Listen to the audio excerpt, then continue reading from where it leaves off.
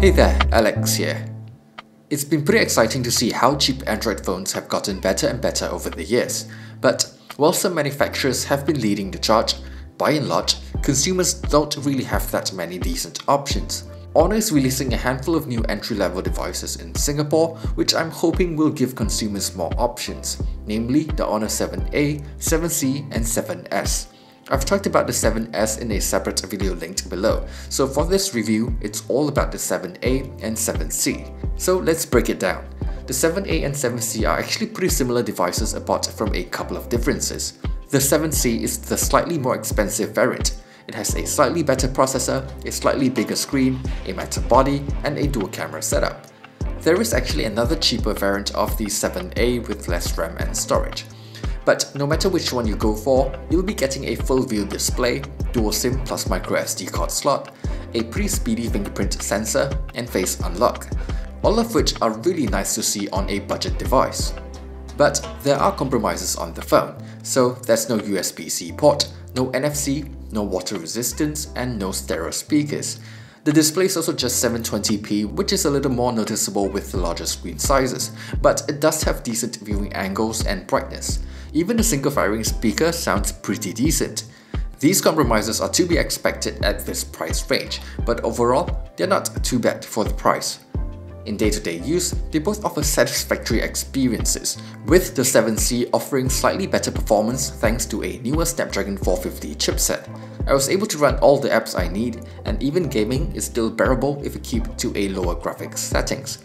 But if you're a heavy user, you'll definitely notice stutters every now and then. This is a 400 series Snapdragon processor after all. For battery life, they are actually similarly good, both lasting me a day of use pretty easily. These are not very powerful devices, so even 3000 mAh is more than enough here. Software experiences are pretty much the same too, both running EMUI, so you can expect the usual slew of additional features and customization options. Same warning here as the Honor 7S. EMUI is a pretty heavy skin, so avoid installing too many things and try to disable anything you don't need. There are a few other interesting features too, like the party mode that allows the connection of up to 8 devices to create a surround speaker array, and the ability to connect 2 devices via Bluetooth at the same time. Not the most useful for me personally, but interesting nonetheless. Then we move on to the cameras. They're both pretty mediocre as expected. They perform just fine in good lighting, but falls apart in low light. I was actually a little surprised that images from the cheaper Honor 7A looks a little better, with more contrast and saturation. The only thing that the 7C does better is the front camera in low light and the additional wide aperture mode thanks to the dual camera setup. Original resolution images taken by both phones can be found in the link below, so be sure to check them out for yourself. Overall, I would say the Honor 7A and 7C are pretty decent entry-level devices, and certainly viable options if you're looking for a cheap new phone.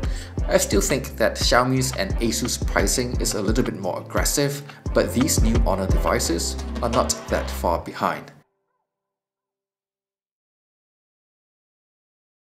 Thanks for watching my review of the Honor 7A and 7C. Do leave a like and subscribe to the channel for more content in the future. Thanks, and see you guys on the next one.